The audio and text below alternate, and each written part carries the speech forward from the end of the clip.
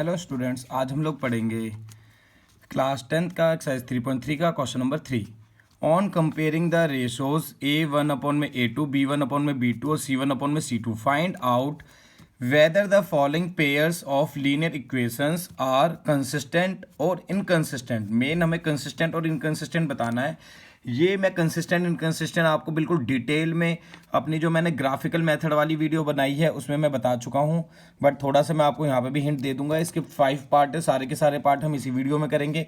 चलो तो मैं थोड़ा सा आपको हिंट देने के लिए पीछे वाली जो सीट है वो दिखा देता हूँ। ये जो मैंने आपको बताया था कि मेथड होते हैं लीनियर इक्वेशन को सॉल्व करने के, ग्राफिकल और अलजेब्रिकल। इस ग्राफिकल मेथड को मैंने आपको इस टेबल के थ्रू बताया था और ये बताया था जो हम करते ही आ रहे हैं कि जब भी A1 अपॉन में A2 और B1 अपॉन में B2 और ये मतलब इक्वल ना आए, जब ये इक्वल ना आए तो हमारी इंटरसेक्टिंग लाइन होती है, और जब इंटरसेक्टिंग लाइन होती है तो वो कंसिस्टेंट होता है क्योंकि उसमें एक सॉल्यूशन मिल जाता है हमें।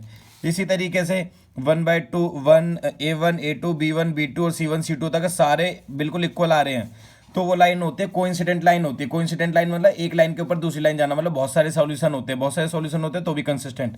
जब भी एक सॉल्यूशन मिल जाए, बहुत सारे सॉल्यूशन मिल जाए, दो सॉल्यूशन, कितने भी सॉल्यूशन मिल जाए तो वो कंसिस्टेंट मानी जाती है लाइन। थर्ड है होता है A1 अपॉन में A2 B1 अपॉन में B2 और C1 अपॉन में C2। C1 अपॉन में C2 जब इक्वल ना हो तो वो लाइन होती है पैरेलल लाइन। पैरेलल लाइन होती है तो नो सॉल्यूशन, और जब सॉल्यूशन नहीं होते तो क्या होता है, इनकंसिस्टेंट होता है। मैं बीच बीच में ही दिखाता रहूँगा आपको। फर्स्ट स्टार्ट कर लेते हैं। फर्स्ट मैंने ये ले लिया। अब देखो, अगर 3x प्लस 2y 5 है तो मैंने 5 को इस साइड लेके आके 3x plus 2y minus 5 is equal to 0 हो गया।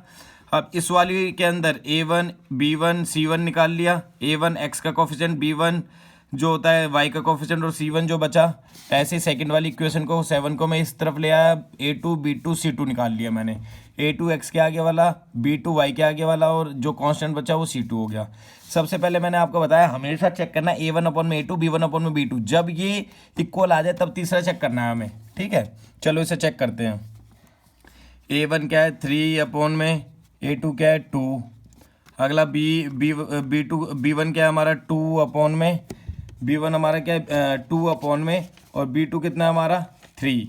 तो हमें इसे चेक करना है क्या ये हमारा इक्वल आ रहा है। सबसे पहले आप ये देखो, क्या आपको ये लग रहा है कि ये इक्वल है। जब हमारे यहाँ पे 3 ऊपर है, यहाँ पे 2 है, ठीक है, यहाँ पे 3 ऊपर है, यहाँ पे 2 है, तो ये हमारा इक्वल नहीं आ रहा क्योंकि इक्वल नहीं है। 3 अपॉन में 2 है, 2 अपॉन में 3 इक्वल नहीं है, तो तीसरा में चेक ही नहीं करना। चेक नहीं करना तो हम इस पेयर को क्या बोल सकते हैं, the pair of linear, the pair of linear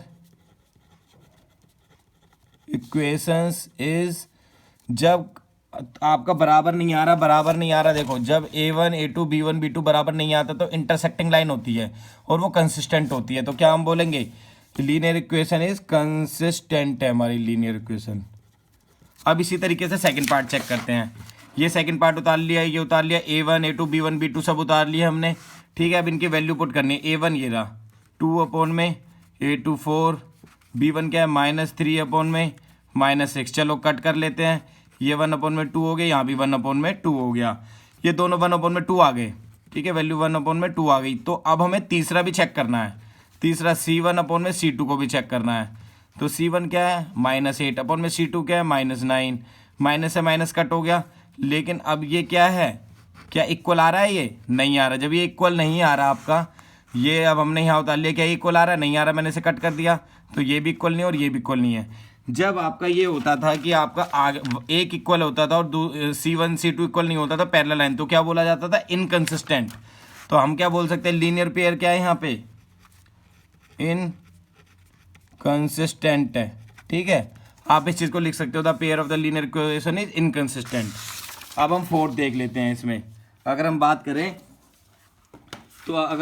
तो फोर्थ पार्ट देख लेते हैं, सॉरी थर्ड पार्ट उतार लिया। सेम इसी तरीके से A1 B1 C1 A2 B2 C2 निकाल लिया। 7 को मैं इस साइड ले आया, माइनस का हो गया, 14 को इस साइड ले आया, माइनस का हो गया। चलो चेक करते हैं।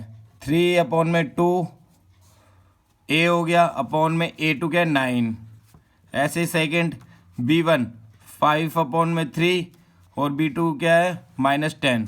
जब भी ऐसे होता है तो देखो ये डिवाइड में है, इसे भी डिवाइड में बनाओ नीचे वाले को, ऊपर वाला डिवाइड में नीचे वाले को भी डिवाइड में बनाओ। जब भी डिवाइड में बन जाए तो देखो क्या करना है, नीचे वाले की ऊपर मल्टीप्लाई होती है, बीच वाले की बीच में मल्टीप्लाई होती है, नीचे वाले की ऊपर मल्टीप्लाई होती है, बीच वाले की बीच में मल्टीप्लाई होती है।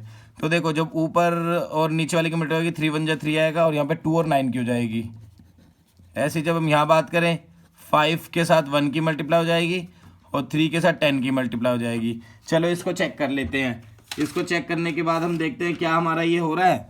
तो यहाँ पे से 3 1 जा 3, 3 3 जा 9। अब इसे चेक करते हैं, 5 1 जा 5, 5 2 जा 10। तो यहाँ वैल्यू है 1/6 और यहाँ भी वैल्यू आई -1/6। माइनस भी आई है तो इक्वल तो है नहीं। जब इक्वल नहीं होगा तो क्या बोला जाएगा, जब शुरू का ही इक्वल नहीं होता तो क्या बोला जाता है कि ये इक्वेशन क्या है, कंसिस्टेंट है।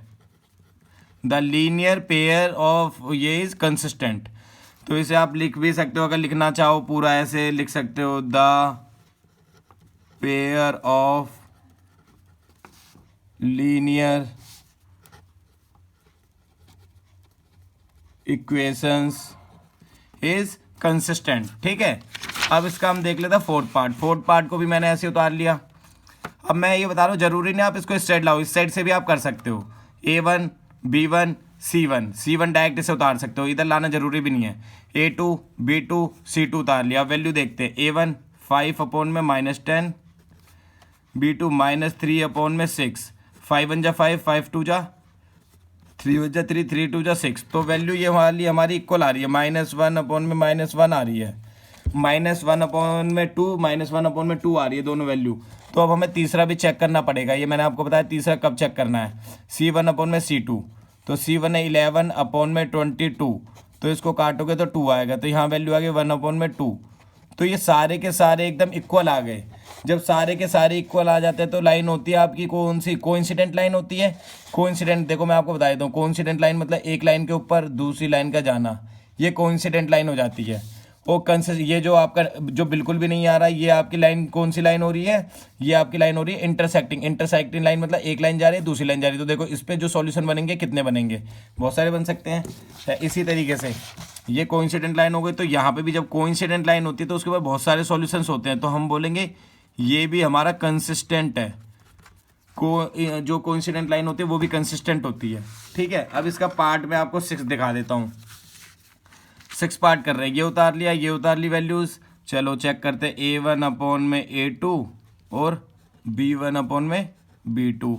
A1 क्या है 4 अपॉन में 3 और A2 क्या है 2, B1 क्या है 2 अपॉन में 3। ये सॉरी यहाँ पे इसको अपॉन में बनाएंगे, नीचे वाला सबसे ऊपर जाएगा, बीच वाला बीच में जाएगा। तो 4 × 1 अपॉन में 3 × 2 हो जाएगा। यहाँ देखते हैं 2 अपॉन में 3, इसको मैं काटूंगा तो यहाँ पे 2 आ जाएगा। तो जो वैल्यू है 2 अपॉन में 3 आ गई, यहाँ भी वैल्यू है 2 अपॉन में 3 आ गई। दोनों वैल्यूज 2 अपॉन में 3 और 2 अपॉन में 3 आ गई। जब दोनों वैल्यूज हमारी 2 अपॉन में 2 अपॉन में 3 2 अपॉन में 3 आ गई, तो अब हम तीसरी चेक करेंगे, C1 अपॉन में C2। C1 क्या है 8 अपॉन में C2 क्या है 12। अब इसे काटो 4 से, 4 2 जा 8, 4 3 जा 12। तो अब जो वैल्यू आ गई 2 अपॉन में 3 आ गई, यहाँ भी वैल्यू क्या आ गई 2 अपॉन में 3 आ गई।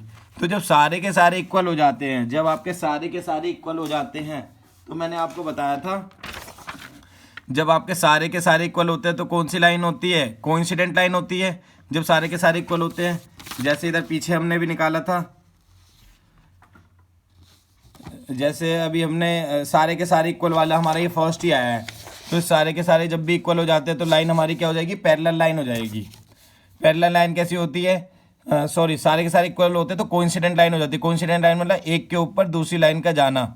ठीक है, जैसे अभी जस्ट हमने पीछे वाले क्वेश्चन में करा, जब सारे के सारे इक्वल हो जाते हैं तो ये भी आपका क्या कहलाया जाएगा, सारे के सारे एक के ऊपर एक हो जाएंगे, तो ये भी आपका हो गया